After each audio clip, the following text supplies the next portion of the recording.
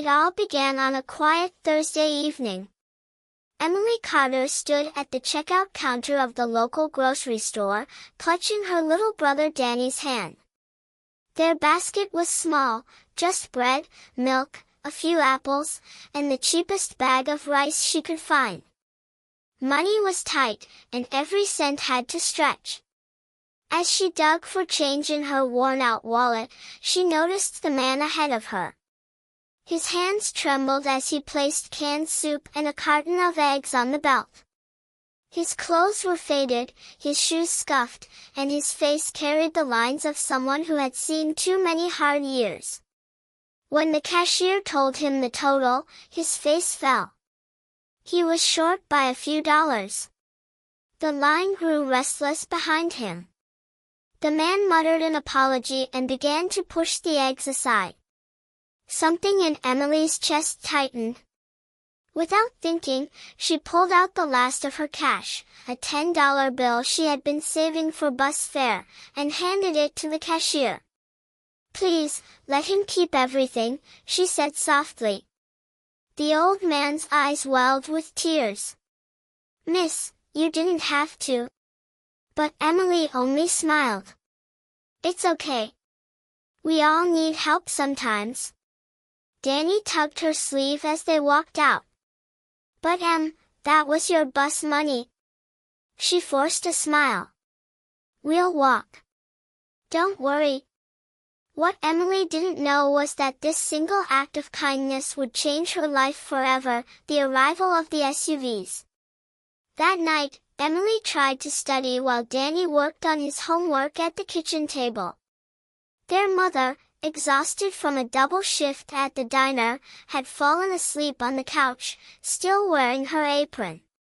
The hum of the fridge filled the silence. Then headlights swept across the thin curtains. Emily frowned. Nobody ever came to their house this late.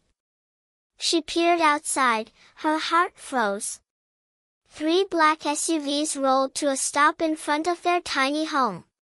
Engines hummed. Doors opened. Tall men in dark suits stepped out, their expressions unreadable. Danny's pencil clattered to the floor. Are we in trouble?" Emily's hands trembled. "I don't know," she whispered, pulling him close. The knock on the door was firm, echoing through the house. When Emily opened it just a crack, a man with an earpiece said, "Miss Carter. We need you and your brother to come with us."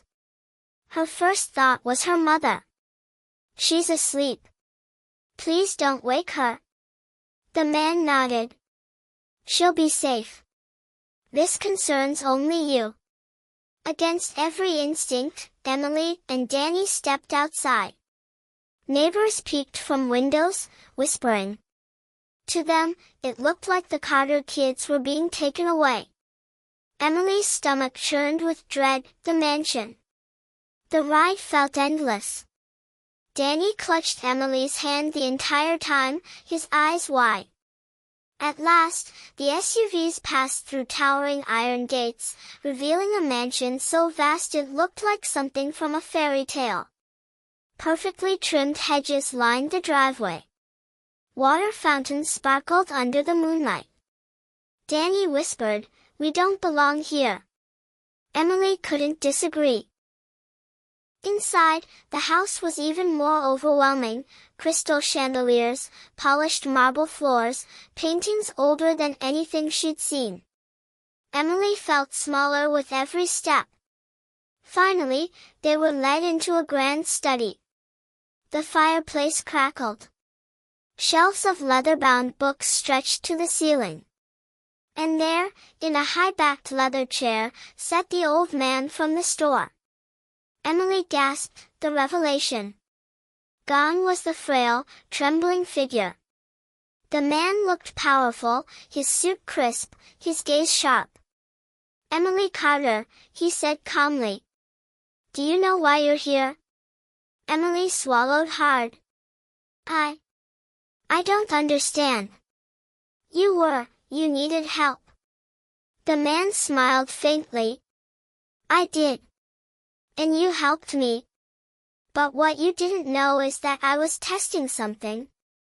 Danny tilted his head. Testing what?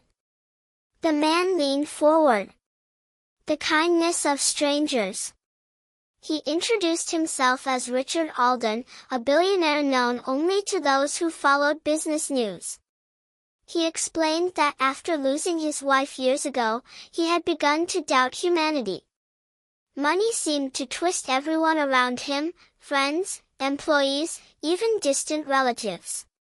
They wanted favors, deals, inheritance. Rarely did anyone see him as just a man. So Richard disguised himself. He dressed in old clothes, visited ordinary places, and waited. Most people ignored him. Some were cruel. But that night in the grocery store, one young woman gave freely without asking for anything in return. You, Emily, Richard said, restored something I thought I had lost, faith in people.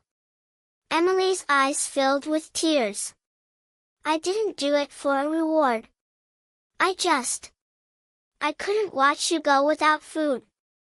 That, Richard said, his voice firm, is exactly why you deserve what comes next. The gift. Richard handed Emily an envelope. Her fingers shook as she opened it. Inside was a check for $50,000. Emily's knees buckled. I can't accept this. Richard's gaze softened. Yes, you can. And you will. This is not charity. This is recognition. You chose kindness when you had almost nothing yourself. That is more valuable than any investment I've ever made. Danny's eyes sparkled. Emily, that means, no more eviction notices.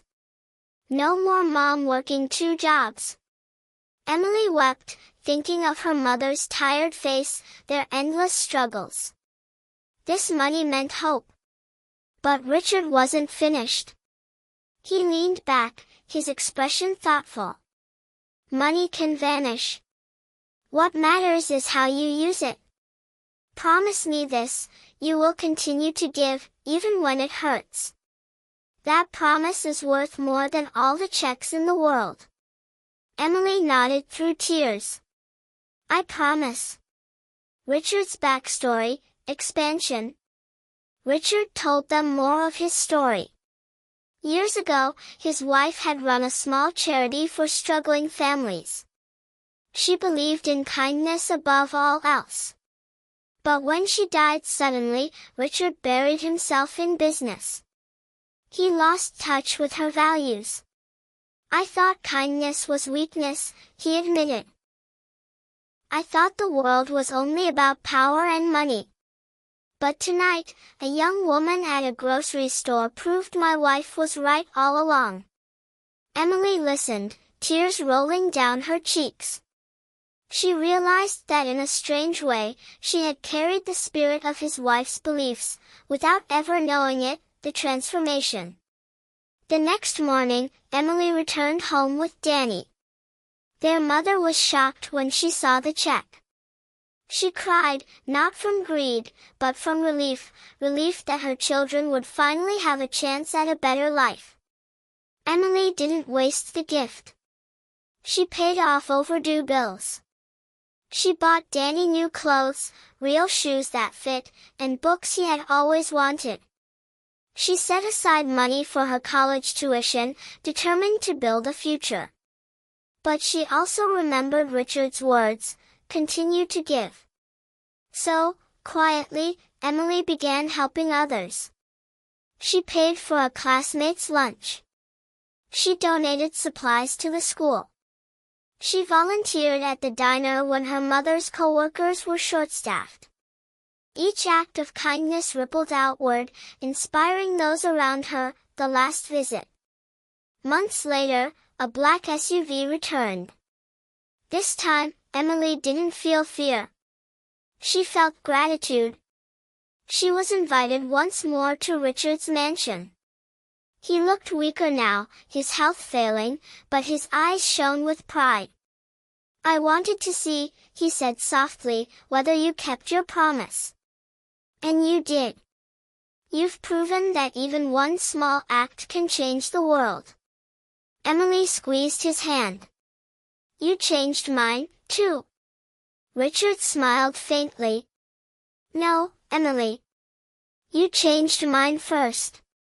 That night, when Emily walked out of the mansion, she knew her life's purpose. Not just to survive. Not just to succeed. But to carry forward the power of kindness. Closing narration for viewers. One small act of kindness turned into a chain of miracles. Emily didn't pay for groceries to earn a reward. She did it because it was right. And in return, the world opened its arms to her in ways she never imagined. So remember this, when you choose compassion over convenience, you may just change a life, including your own.